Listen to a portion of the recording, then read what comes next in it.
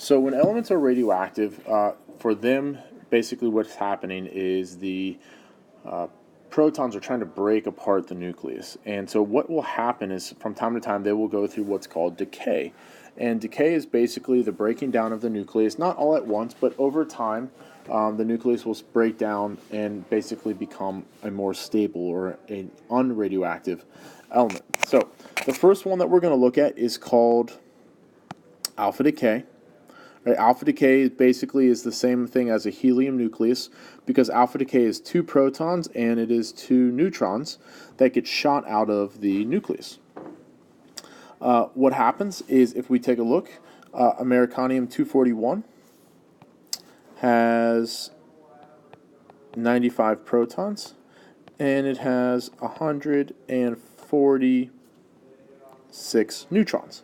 Now what will happen is an alpha particle will basically get shot out, and that alpha particle is 2 protons and 2 neutrons.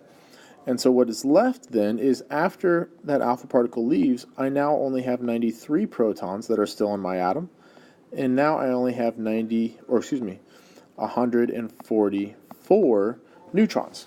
So you'll notice that my mass has gone from 241 so now it is 237, basically because of the change in the 2 protons and 2 neutrons. Now, alpha particles are the most harmful, right? They basically burn you from the inside out, but they are the least penetrating. So they're the easiest to stop. We can basically stop alpha particles with just a simple piece of paper, just a few millimeters thick. However, it does occur and it can be dangerous. So let's do examples of alpha decay.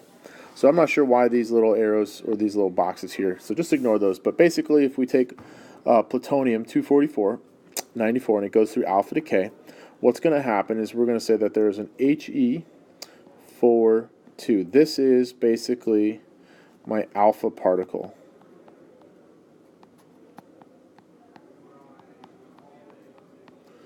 And we write it like this because there's 2 protons, which is what this 2 tells me, and then there's 2 neutrons, so the total mass is 4. And we say He because basically that is the helium nucleus. Now, if that happens, I now only have a mass of 240, and I went from 94 protons to now simply 92. And so my new element that I'm going to be is uranium. Another example of this is if we start with thorium-234, it's going to go through alpha decay. So again, it's always going to be in alpha, He42. That leaves me with a mass of 230 and an atomic number of 88, which means I'm now going to be Ra, or radium. One more example, if we just do nitrogen-16, 7, if it goes through alpha decay, again, 42 He. My atomic number now is going to be 12. My new atomic mass, my atomic mass is going to be 12. My atomic number is 5. And so the new element that I have turned into is now boron. So you've noticed that basically these elements have become smaller elements. They have become atoms that have less protons, and they're going towards becoming more stable. Now, the other type of decay is beta decay. Beta is kind of weird because beta basically is the high energy electron is emitted from the nucleus, which is weird because we usually don't find electrons in the nucleus, so where did that electron come from? Well, what happens in beta decay is a neutron turns into a proton and an electron. That proton stays in the nucleus and then the electron is shot out. Examples of this would be carbon-14. Carbon starts with basically 6 protons, and if it's carbon-14, it's going to start with 8 neutrons, and then it's going to turn into nitrogen-14. Now, if you take a look right here at this neutron over here has all of a sudden turned into a proton. So a neutron decays into a proton and electron, and that electron gets shot out. Right? Which means now my number of protons has gone from 6 up to 7, and my number of neutrons has gone down from 8 to 7, but you'll notice that my mass then still stays the same, mass of 14, because, excuse me, the proton and a neutron have the same mass. So, this is more penetrating than alpha decay. It can go through pieces of paper, but it will basically be stopped by either wood or aluminum foil. So again, not too bad to stop it, but can still be dangerous, although not as dangerous as alpha. Some examples of this, if we start with bromine 35, or excuse me, bromine 84, what we do with beta decay is we put an E here because an electron gets emitted out of the nucleus. The electron has a mass of 0 and has a charge of -1. So what my new atomic mass is going to be is still is 84. I'm going to add a proton, so I start with 35, but now I have 36. And so my new element that I would be krypton, Kr. And what you'll notice is my mass does not change. My 36 plus -1 is 35, and so I've gained a proton. Again, another example of this, thorium-234 goes through beta decay, so it's E0 -1. My new atomic mass does not change, 234. My atomic number is now 91, and now I am Pa.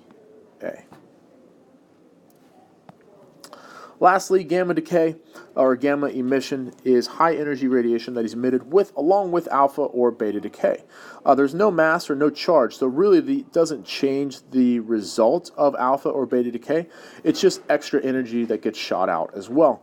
And basically gamma can only be stopped by lead or really thick concrete. So that's why whenever you see like a nuclear reactor, it's always built in really thick concrete. But basically, this is something that comes out along with an alpha or a beta decay. We don't write it in the equation because it really doesn't change any of the results of alpha or beta decay. It just comes out along with it.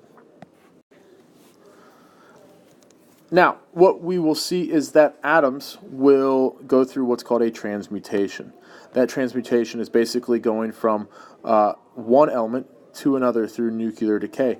And basically what we usually start with is one element that's radioactive, and the end goal is finally to get to an element that is stable or non-radioactive, which usually leads us to lead. So you'll see uranium will go through many different steps. The horizontal step, or excuse me, the angular step here is an example of an alpha decay, where you see it went from 238 to 234, so its mass changed by 4, and its number changed from 92 to 90. So that's an alpha decay.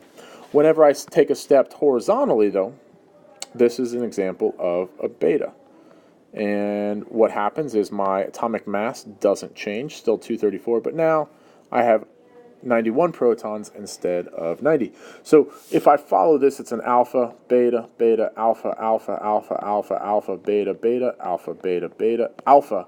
And through that entire process is eventually going to be turned into this is a stable element. So it is no longer radioactive. And so different isotopes of uranium will have different paths that they go through, but through study and through research, we've basically found that this is the path that uranium-238 is going to take.